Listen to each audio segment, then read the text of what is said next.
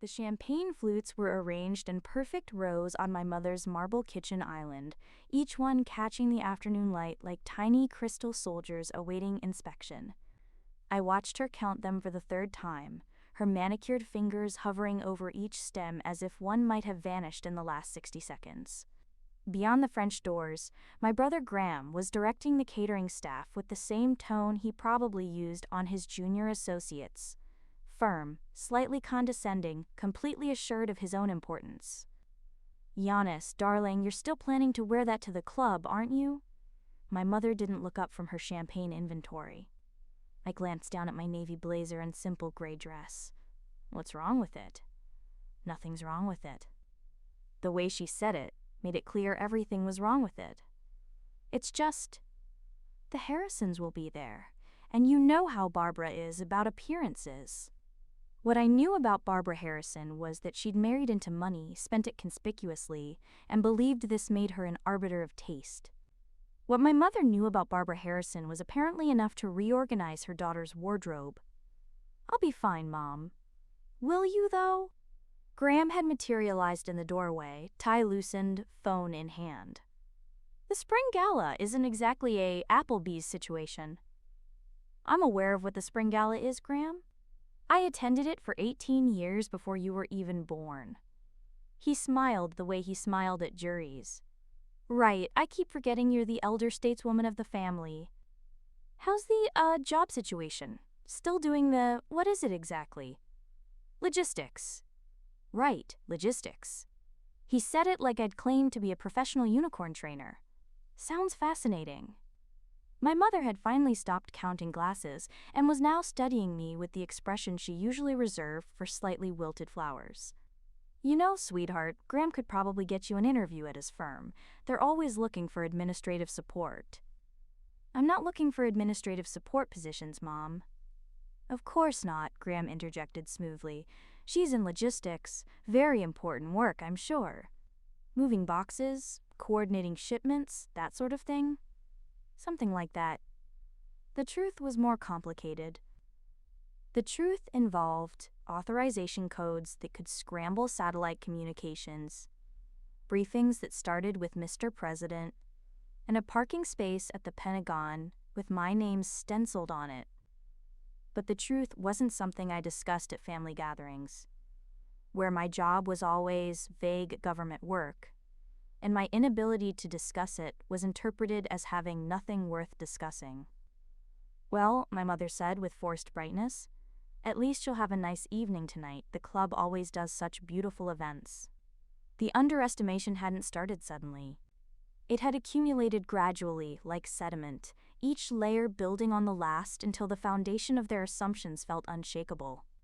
There was the Christmas when I was 32, just back from a classified operation in Eastern Europe, still running on 4 hours of sleep over 3 days. Graham had handed me a gift card to Target with a sympathetic smile. "Thought it might help with basics," he'd said. "Government jobs don't exactly pay well, right?"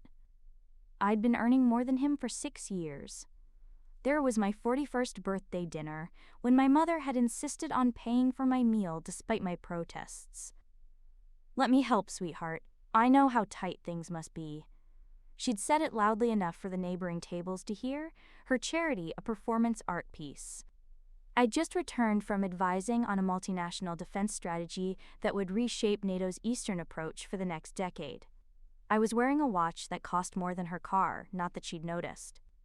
And there was last Thanksgiving when my younger cousin Brittany, freshly graduated with an MBA and hired at a consulting firm, had patted my hand across the turkey and said, "You know, Cassandra, it's never too late to go back to school. Get a real career going." I'd smiled and asked her to pass the cranberry sauce. I didn't mention that I'd briefed the Joint Chiefs of Staff that morning on force readiness assessment metrics. I didn't mention that 3 members of Congress had personally called to thank me for my invaluable expertise on the defense appropriations bill. The thing about military intelligence work at my level, when you're a colonel in the Air Force working on strategic initiatives that most civilians will never hear about, is that the secrecy becomes absolute. Not because you're trying to be mysterious, but because explaining what you actually do would require revealing what you actually know, and what you actually know could destabilize governments. So you let them think you're doing logistics. You let them think you're struggling. You let them believe they're the successful ones because they can discuss their jobs at cocktail parties. The evening of the spring gala, I drove myself to the club in my Honda Civic. Paid off, reliable, completely unremarkable. Graham had offered to let me ride with him and his wife, an offer that felt less like generosity and more like supervision, as if I might get lost finding the club where I'd spent every summer of my childhood. "Just want to make sure you get there okay," he'd said on the phone that afternoon. "The valet situation can be confusing if you're not used to it." "I'll manage. It's just, it's been a while since you've been to an event like this. Different crowd than you're probably used to." Different crowd? He meant wealthy crowd. He meant successful crowd. He meant people who wouldn't wonder why I drove a Civic instead of a Mercedes, because people who belonged at this club wouldn't be caught dead in a Civic. The irony was almost beautiful. I'd bought the Civic specifically because it didn't attract attention. In my line of work, drawing attention meant becoming a target. The operational security protocols I lived under didn't just suggest discretion, they demanded it. No flashy cars, no conspicuous purchases, no social media presence, nothing that would make me memorable to anyone who might be watching. And people were always watching. I'd learned that lesson 12 years ago, when a foreign intelligence service had targeted 3 American officers they'd identified through social media posts and vehicle registrations. One of them had posted photos of his new Porsche. He'd been dead within 6 weeks, killed in what local police had ruled a random carjacking. There was nothing random about it. So I drove a Civic, I rented a modest apartment, I wore clothes from department stores, and my family, bless them, assumed this meant I was barely scraping by, rather than understanding it meant I dealt with threats they couldn't imagine. The country club rose ahead of me, all white columns and manicured lawns, the kind of deliberate elegance that whispered old money so loudly it became a shout. Cars were already lining up at the valet stand, BMWs, Lexuses, a Tesla or two, a Bentley that probably cost more than most houses. And my sensible Honda Civic. I pulled up behind a Mercedes, watching the valet open the door for a woman dripping in jewelry that probably required its own insurance policy. She handed him her keys like she was bestowing a blessing. When my turn came, a young valet approached, his smile professional but his eyes already assessing. The uniform, the clipboard, the practiced deference. He'd been trained to recognize who mattered and who didn't. "Good evening, ma'am." He glanced at my car, at my off-the-rack dress, at everything that marked me as not quite belonging. "Are you a member?" Before I could answer, a familiar voice cut through the evening air. "Guest." Graham appeared beside my car, already handing the valet a $20 bill with the casual confidence of someone who tipped well because he could, not because he should. She couldn't afford the initiation fee. He smiled when he said it. The kind of smile that wasn't quite mean, but wasn't quite kind either. The smile of someone who believed he was being honest. Being helpful even, by clarifying the social hierarchy to anyone who might be confused. The valet took the 20, pocketed it, his assessment complete. I stood there, keys still in my hand, and felt the familiar weight of their assumptions settle around me like a familiar coat. Too small, too shabby, but worn so often it had begun to feel like it fit. Graham was already walking toward the entrance, his wife at his side, both of them comfortable in the certainty that they belonged here and I was their charity case, their struggling sister who needed help navigating waters they'd long since mastered. I watched them go, and something cold settled in my chest. Not anger, exactly. More like clarity. I'd had a long day that had started at 4:30 a.m., with a secure call from CENTCOM about a developing situation in the South China Sea, then a morning briefing at the Pentagon with enough stars in the room to form a constellation. Then 3 hours of crisis simulation exercises, with officers who outranked most people's understanding of the military hierarchy. Then a working lunch with a defense contractor's CEO who kept calling me ma'am in a way that wasn't protocol but genuine respect. Then I'd driven to this club, to stand in this driveway, to hear my brother explain that I couldn't afford the initiation fee. The irony wasn't just beautiful anymore. It was becoming unbearable. The club's interior was exactly as I remembered, all dark wood and brass fixtures, oil paintings of stern-faced founders, the kind of calculated tradition that made new money feel ancient. The spring gala attendees were already clustering in groups, champagne flowing, laughter pitched at the exact frequency of social climbing. My mother found me within minutes. "There you are. I was worried you'd gotten lost." She squeezed my arm, her perfume expensive enough to have its own security detail. "Come, let me introduce you to some people. You need to network, darling. That's how careers advance." I let her lead me to a cluster of her friends, women who'd married well and spent their free time organizing charity auctions and comparing vacation homes. They smiled at me with the same expression people use when meeting distant relatives they don't quite remember. "This is my daughter, Cassandra," my mother announced. "She works in government logistics." "Oh, how nice," one woman said, her tone suggesting it was anything but. "So you're like a government secretary?" "Not exactly." "The pay must be modest," another woman offered sympathetically, "but at least you have job security, right? That's something." "It's something," I agreed. My mother's hand tightened on my arm, a silent message to be pleasant, to not embarrass her, to remember that these women's opinions mattered to her in ways I couldn't begin to understand. Graham appeared again, this time with a rocks glass of what looked like expensive scotch. "Mom, Barbara Harrison is asking for you. Something about the auction." "Oh," my mother released my arm, relief crossing her features. "Cassandra, darling, just mingle, try to enjoy yourself." She vanished into the crowd, leaving me with Graham, who studied me over the rim of his glass.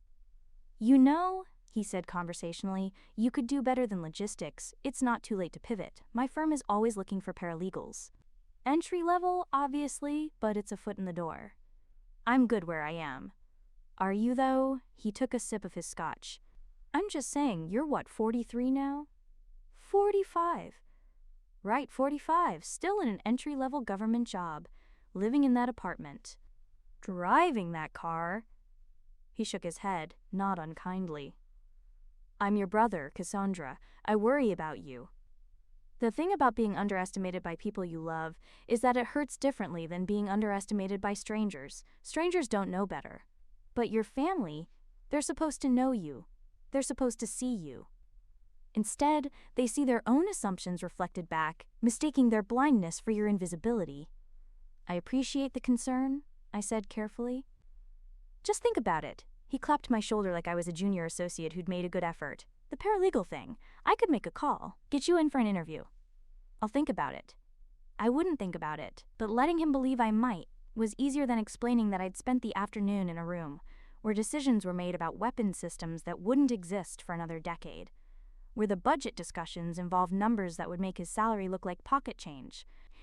The evening dragged on. I made small talk with people who struggled to find common ground, with a woman in the department store dress who did something with logistics.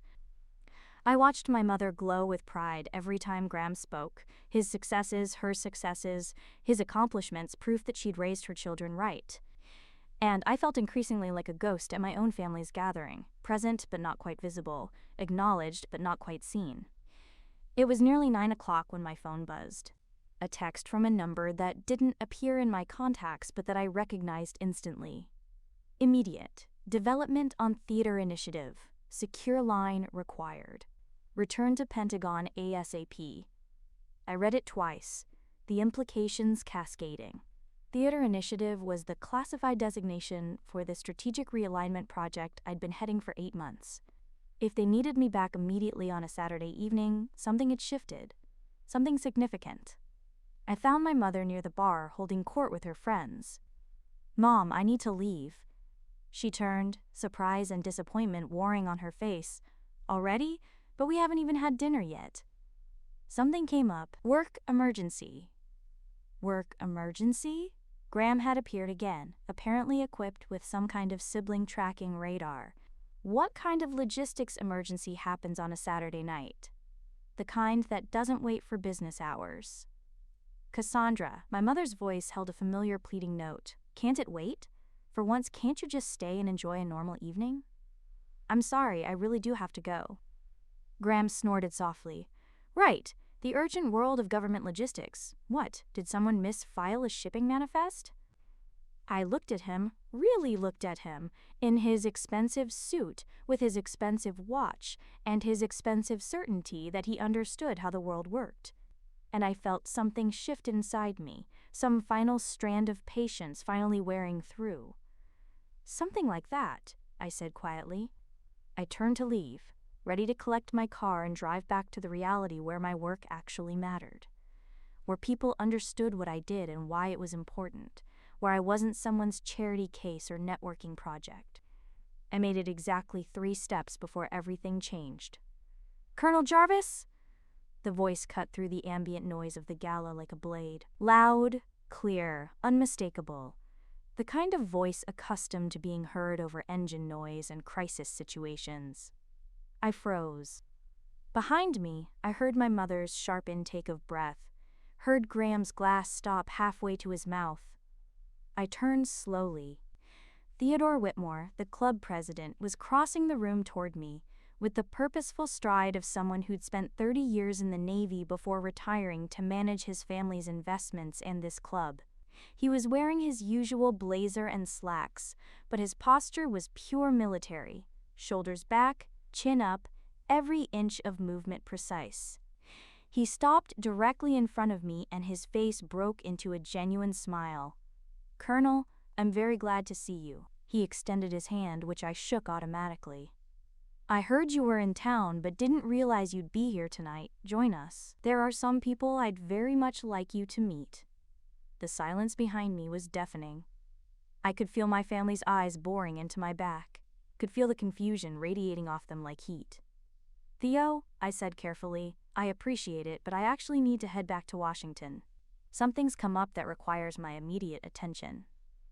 Understood completely. The work never stops, does it? He shook his head with the knowing sympathy of someone who'd lived that life.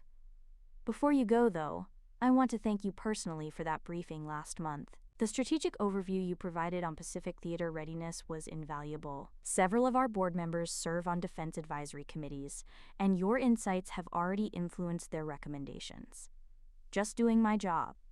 Well, your job is keeping this country safe, and we're all grateful for it. He glanced past me, seeming to notice my family for the first time. His expression shifted slightly, professional courtesy sliding into place. I'm sorry, I didn't realize you were with guests. This is my mother, Laura Jarvis, and my brother, Graham Jarvis. Theo extended his hand to my mother, who took it mechanically, her face pale. Mrs. Jarvis, what an honor. You must be so proud of your daughter. The work she's doing at her level, well, I can't discuss specifics, but she's one of the finest strategic minds in the Air Force. My mother's mouth opened, closed, opened again, no sound emerged. Theo turned to Graham, hand extended.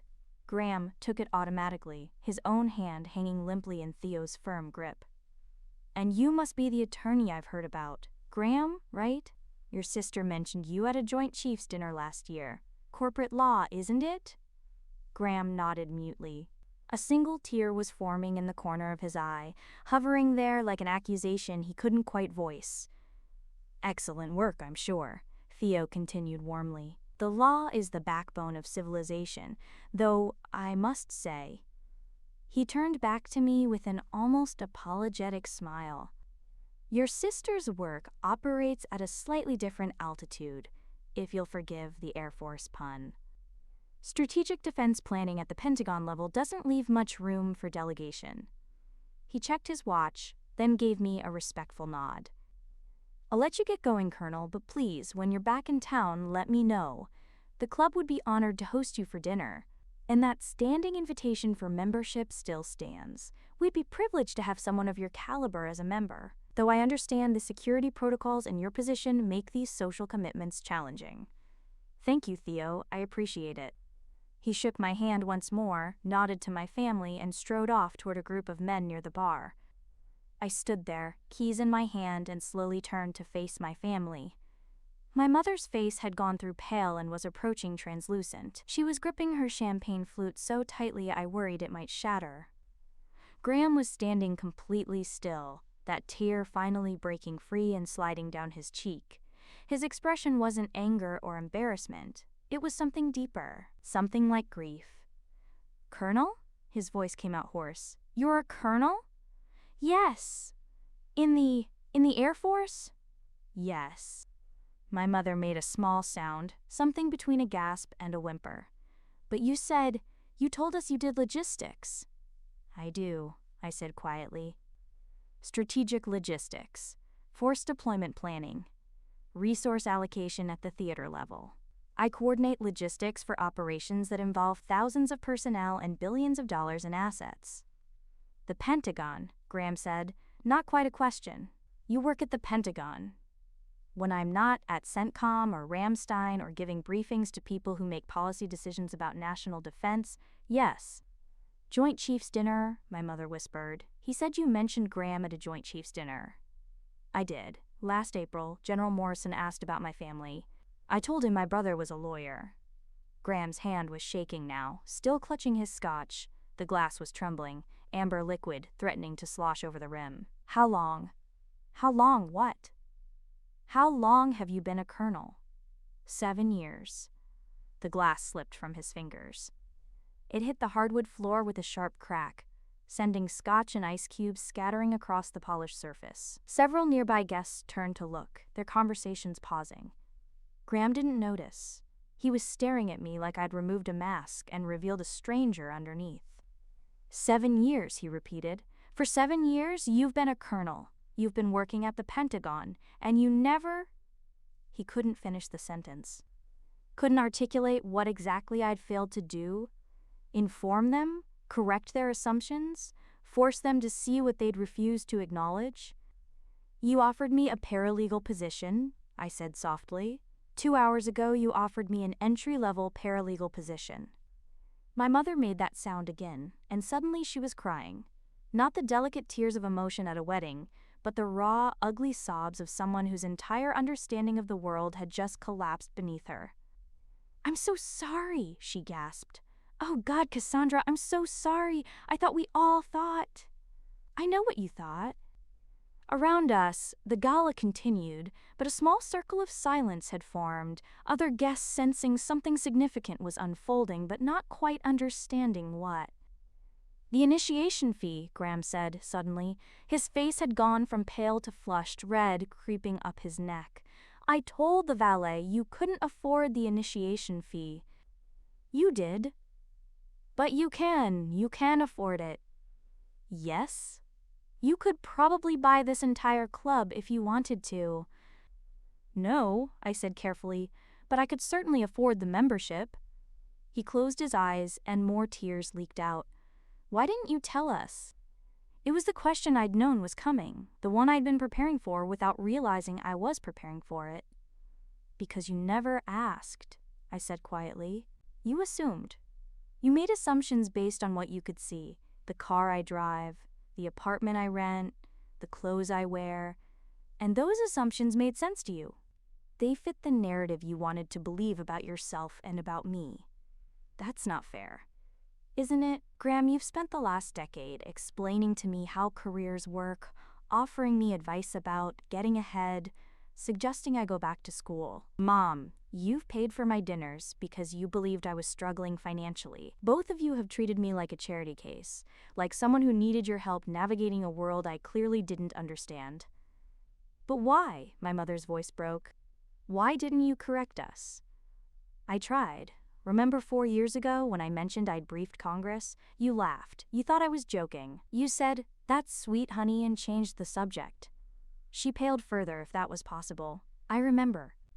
"And Graham, remember when I said I couldn't make Christmas because I was being sent to Qatar? You said that was convenient timing and suggested I was trying to avoid family obligations."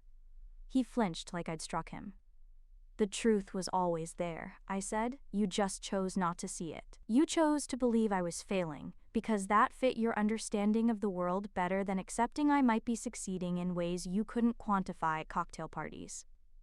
The valet appeared at the edge of our circle, uncertain, holding out my keys. "Ma'am, your car?" I took the keys, my hands steady even though everything inside me was shaking. "I need to go.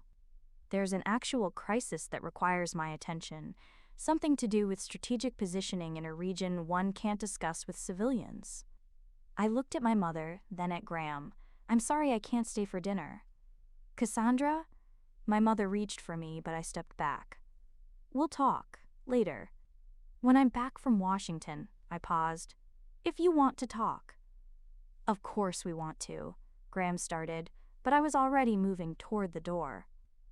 Behind me, I heard my mother sob again, heard Graham say something in a low, broken voice, heard the whispers starting as other guests began piecing together what had just happened. But I kept walking. Out through the club's elegant entrance, past the valet stand, to where my unremarkable Honda Civic waited. I climbed in, started the engine, and pulled away from the country club where I'd spent so many childhood summers learning what it meant to belong. In my rearview mirror, I saw Graham standing in the doorway, his face illuminated by the entrance lights. He looked smaller somehow, diminished. Or maybe I was just finally seeing him at the right scale. The Pentagon was 3 hours away. The crisis wouldn't wait. And somewhere in the distance, the work continued. The real work. The work that mattered. The work that had never needed anyone's validation but my own. I pressed the accelerator and drove toward it, leaving behind the shattered remains of assumptions I'd carried long enough. 3 days later, after the crisis had been managed and the strategic positions had been secured, I sat in my office at the Pentagon and found an email waiting. It was from Graham. Subject: I don't know where to start. "Cassandra, I've written this email 30 times and deleted it 30 times. Nothing sounds right. Nothing feels adequate. I thought I was helping you. I genuinely believed you were struggling, and that my success obligated me to lift you up. Now I understand that I was standing at the bottom of a mountain, looking up at you on the summit, convinced I was on higher ground because I couldn't see past my own horizon. Mom is devastated. She can't stop crying. She keeps saying she failed you as a mother, not because you didn't succeed, but because she couldn't see that you did. Because we taught you that our way of measuring success was the only way, and when you measured yourself differently, we interpreted it as failure. I don't know how to apologize for 7 years of condescension, for all the times I offered you advice you didn't need, for treating you like someone who needed saving when you were the one doing the saving, for all of us, for the whole country. The club sent a formal invitation for membership. They expedited it. Theo Whitmore called Mom personally to tell her he'd waived the initiation fee for you as a gesture of respect for your service. She cried for an hour. "I don't expect forgiveness. I don't even know if I deserve the chance to rebuild what I broke, but I want you to know that I see you now. Finally, impossibly late. I see you, your brother, Graham." I read it twice, then closed the laptop and looked out the window at the Pentagon's courtyard, where the American flag was snapping in the morning breeze. Forgiveness was a complicated thing, easy to withhold, harder to grant, impossible to demand. But family was complicated too. And maybe, just maybe, there was room in the complexity for understanding, for growth, for the slow, painful work of rebuilding on more honest foundations. I picked up my phone and sent a text. "Dinner next time I'm in town? No country clubs, just us." The response came within seconds. "Yes, please, thank you." I set the phone down and turned back to the briefing documents waiting on my desk. Somewhere in the Pacific, ships were moving, satellites were watching, and decisions were being made that would ripple through history. The work continued. It always did. But now, maybe the people who mattered most could finally see who was doing it.